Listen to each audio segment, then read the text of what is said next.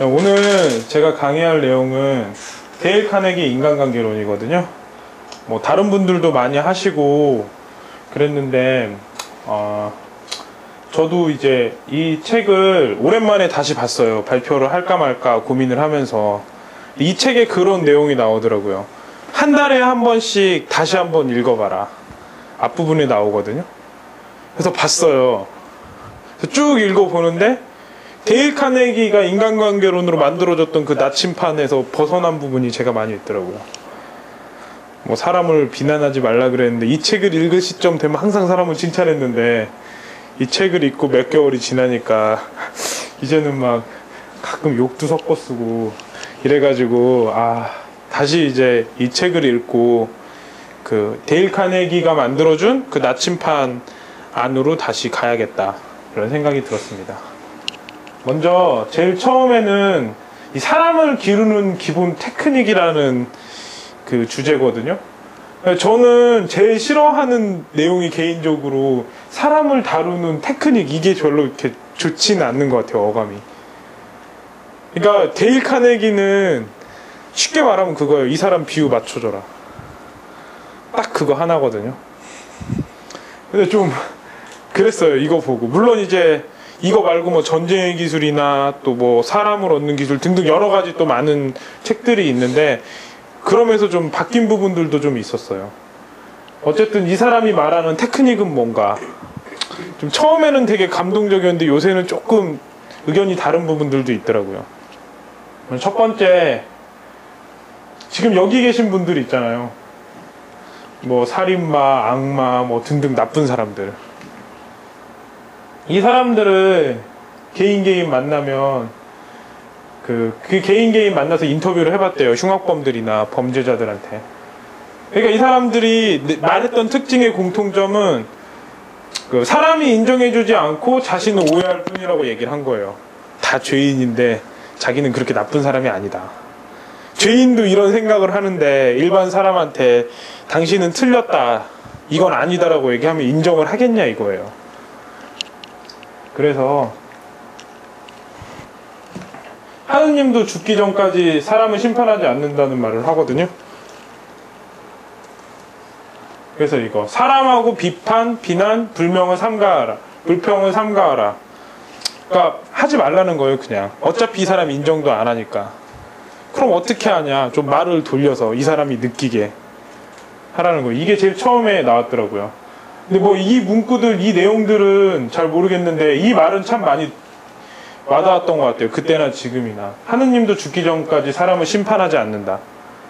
그러니까 뭐 여기에 이 주제하고는 좀 멀어지지만은 보통 자기가 이런 느낌을 가질 때 있잖아요. 나는 좀 부족하다. 난 뭘 해도 안 된다. 또 사람들이 나보고 뭐라고 한다. 또 자꾸 저 사람은 또 어떤 사람이다라고 결론을 내릴 때 그런 결론이 막 내려지려고 할 때 이 말이 저한테는 나침판이 됐던 말 같아요.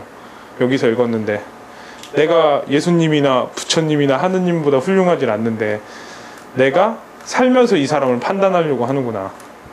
그렇게 되다 보면 그 개 끊임없는 믿음이 생기는 것 같아요. 이 사람이 날 몇 번 이렇게 실망을 시켰건 또 약간 속이던 간에 계속 믿음이 생기는 것 같아요. 왜냐하면 이 사람이 속이는 거다라고 하는 순간 또 이 사람은 형편없다고 내가 결론을 내리는 순간 하느님보다 제가 훌륭한 사람이 되니까.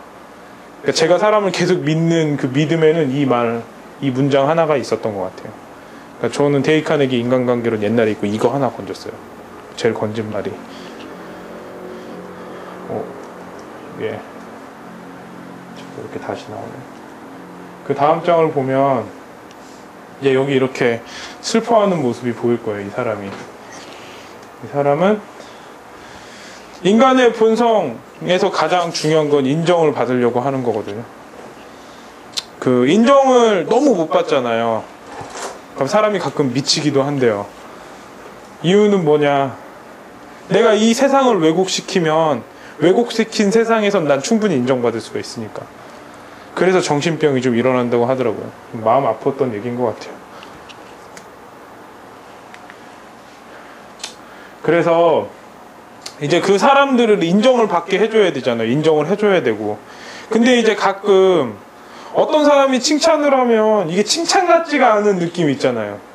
왠지 좀 솔직하고 진지한 것 같지가 않고 그냥 입버릇처럼 하는 칭찬. 이런 것들을 좀 조심을 해야 되더라고요. 저 같은 경우는 어떻게 칭찬을 하냐면, 이 사람이 뭐 예를 들어서 밥을 되게 오늘 잘 먹은 걸 칭찬을 하려고 하면, 그동안 밥을 못 먹었던 거를 좀 어느 정도 비판을 하고 칭찬을 하면 오히려 그 사람이 좀 잘 들었던 그런 부분들이 좀 있더라고요. 저 같은 경우는 이렇게 하는데, 이거에 대해서는 아마 수시로 계속 연구를 해봐야 될 것 같아요. 또 사람마다 들리는 방법도 다르고. 그래서 항상 어떻게 하면 솔직하고 진지하게 상대방을 칭찬할 수 있을지에 대해서 많이 고민을 하면 참 좋을 것 같아요. 왜냐하면 칭찬을 못 듣고 인정을 못 받는 사람들의 그 심리 상태가, 내가 3일을 칭찬을 안 받고 인정을 못 받았다, 아니 약간 무시를 당했다, 그러면 그 사람은 그 3일 동안 물 안 먹은 거랑 똑같은 만한 금 힘들다고 하더라고요. 그러니까 이런 것들은 인정을 해주되 솔직하고 진지하게, 그걸 어떻게 할까. 그 아부의 기술 같은 경우는 그런 내용들이 좀 많이 써있죠. 이런 것들을 좀 신경 쓰면서 살면 좋을 것 같아요. 그다음 세 번째는, 여기 보시죠. 꼬마애가 아버지한테 자꾸 뭔가 관심을 좀 가져달라고 하는데 아버지는 자꾸 전화 받고 있잖아요. 다른 사람은 아무도 여러분이 원하는 관심을 기울이지 않는다. 이 말이 진짜 많이 와닿았거든요. 그러니까 쉽게 말해서 이거예요. 건이가 제 마음을 알아줄 리가 없는 게 당연한 거예요. 근데 얘랑 뭐 같이 살았고 또 막 같이 있었던 기간도 많고 대화도 많이 했는데 얘는 왜 날 알아주지 않나? 당연히 모르죠.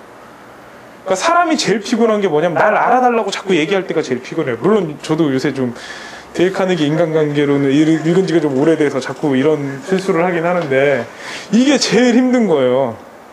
내가 옛날에 얼마나 잘했고 내가 얼마나 훌륭한 아들이고 얼마나 훌륭한 얼마인지 상대방은 관심이 없다니까요. 가장 좋은 건 뭐냐, 그냥 앞에 있어서 건이가 얼마나 훌륭한 사람인지, 아니면 건이가 어떤지에 대해서 건이한테 건이 얘기를 해줄 때가 가장 많이 들어오는 것 같더라고요. 그러니까 참 간단하죠. 사람을 이렇게 한 그 테크닉에는 3가지가 있었어요. 첫 번째는 뭐였죠? 무슨 일을 하든 그 사람을 인정을 하지 않아요. 그래서 불평이나 불만을 해봤자 의미가 없는 거고. 두 번째는 뭐였죠?